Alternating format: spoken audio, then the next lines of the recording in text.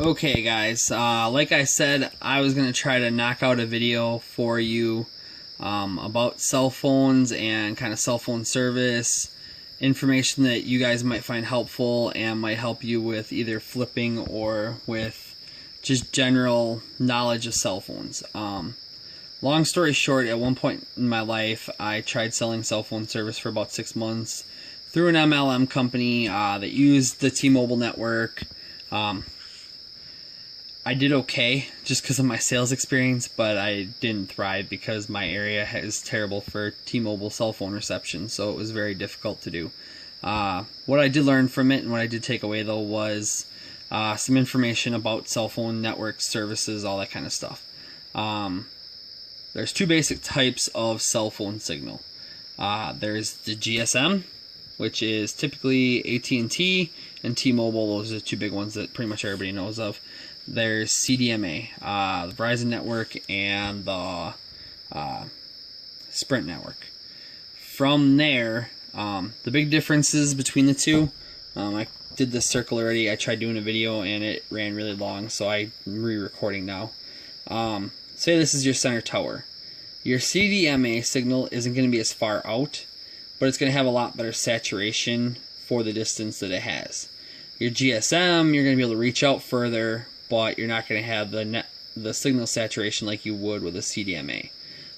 Basically what that means is if you're standing in a house near the edge of the CDMA, you're probably going to get signal. If you're standing in a house near the edge of the GSM with a GSM phone, you're probably not going to get signal. That's kind of the big thing between the two. GSM is more popular if you're going to go overseas. That's pretty much what every other foreign country uses, is the GSM network. So if you're looking at going overseas, travel, stuff like that, you're going to want to go the GSM route. Beyond that, there is what people refer to as Mvno. This is where it comes in if you want to sell prepaid cell phones, or you're looking at the possibility of not going with a contract phone, but you want to go a different route. Mvno stands for Mobile Virtual Network Operator, and basically what that means is those companies right there, this is just kind of the more common ones for AT&T. There's definitely more. Those companies right there pay AT&T for the usage of their cell phone towers for their service. From there, what they do, T-Mobile, I just put a lot because there's so many of them that you can't even cover them all. They basically loan their towers out like nobody's business, and that's why you get a lot of really hit and miss service with T-Mobile.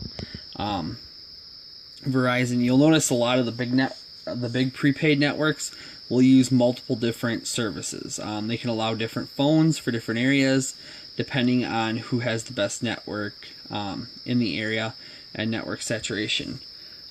Speaking of network saturation and stuff like that, if you are looking for phones, you see the red symbol on the box, and it says CDMA-V. That typically will mean it's a Verizon phone. If it just says CDMA, but it shows a network basically that looks like these two combined, it's essentially a Sprint phone with the Verizon piggyback to be able to make calls and stuff. So if you're in an area where Sprint gets terrible reception, don't go with one of those kind of phones. Try to find a true Verizon network phone for like Straight Talk or something like that. From there, most of your unlocked phones are going to be either pretty much straight up GSM unlocked, or they're going to be a dual unlock where it's like a GSM and CDMA usage. Those Moto, I believe it was Moto G4s or G4 Pluses, E4 Pluses that I grabbed a few days ago, those were dual networks. I actually considered keeping one for my wife, but realized the specs on it were pretty comparable to about an S5, and my wife has an S6, and even though the battery life on the S6 is terrible, we pretty much stuck with her S6 because better camera, it's a flagship phone, you're typically going to have less issues, but even if you do have issues, you're going to get a lot more performance for your money. I did go looking for what I thought were more unlocked phones today, And these I originally thought from the UPC were supposed to be an unlocked GSM network phone. And I found out when I got there, the UPC is actually correct with what I had. And they're actually Verizon network phones. And then I also was able to pick up that one right there as well along the way. The biggest thing about selling phones on eBay is flat out in your listing, state that the phone is locked to the prepaid network that you are using. That's the biggest way to avoid any issues and returning everything and whatnot.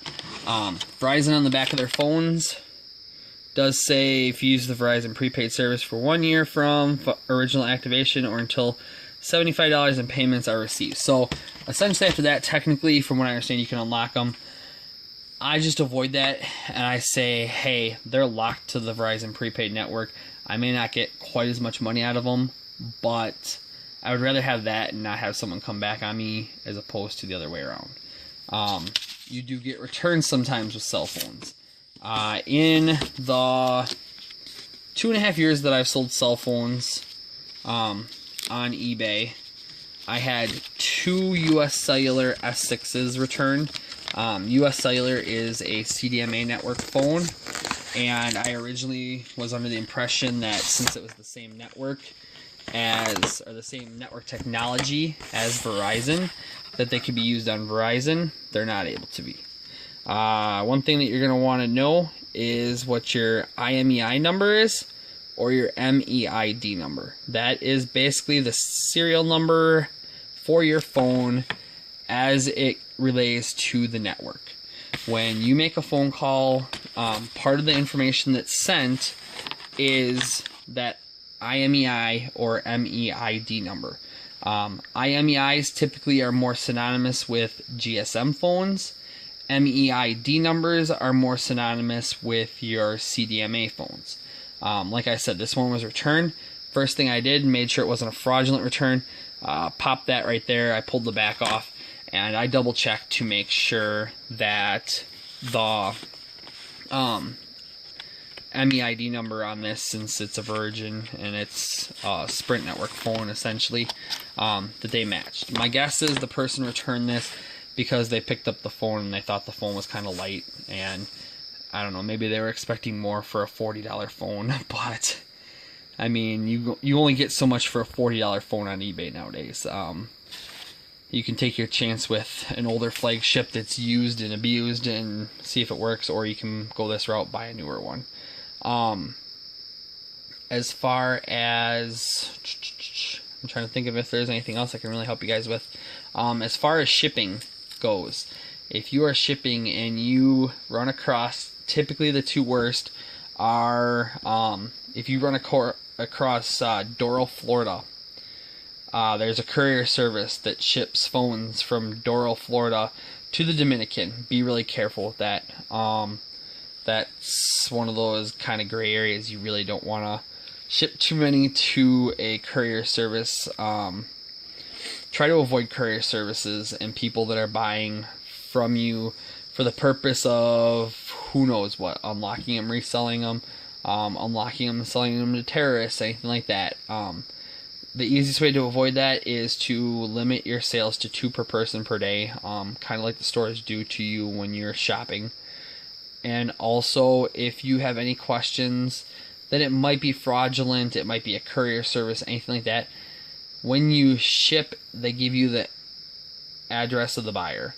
Turn around, copy it. I just right click on it, I open it in Google, and I want to see, A, first of all, if it's a courier service, and B, second of all, I hit a map and see if it actually is listed to a place where it's supposed to be shipped to. Especially when you're selling iPhones or S6s, 7s, flagship type phones that are worth a lot of money. The last thing you want to do is sell it off to a fraudulent address. I know Mvno88, when I first got into it, he's like, hey, be careful. And I caught a couple of them really early on where the address was off like 2 numbers, and I made sure I fixed it, got it squared away and good to go, and the person got a refund. I've gotten emails once or twice where it's like a fraudulent issue. The biggest thing is I usually wait 1 day before I ship a cell phone. I try to ship fast to get them out of here, but at the same time, give yourself that day, because if eBay sees something is up, they're going to cancel the order. The person will get their money back and stuff, but they're going to cancel the order, and then you have your phone, you didn't ship it off. I always ship them with some form of tracking. You pretty much have to because of the weight of them. If you use padded envelopes, you can typically ship them for less. I also do use, I know I've mentioned it before, but they have a foldable shipping box on the USPS store that allows you to fold up the box, and literally you can take this box, slide it right inside. I typically shove like 1 or 2 plastic shopping bags on the side and 1 or 2 plastic shopping bags on the top. The Verizon phones do not fit in those and are a little bit bigger. Verizon phones, you typically need a size 3 padded envelope or a little bit bigger to ship those out. As far as anything beyond that, if you guys have any questions, feel free to leave them down below, and I will try to answer them for you to the best of my ability and my knowledge. Hopefully you guys found this useful. I tried not to ramble on too much. I know I can do that, but I tried as much information as you can get and as much as you need to know to help you guys sell phones if you're going to try to sell them. So there you guys go, and good luck hunting.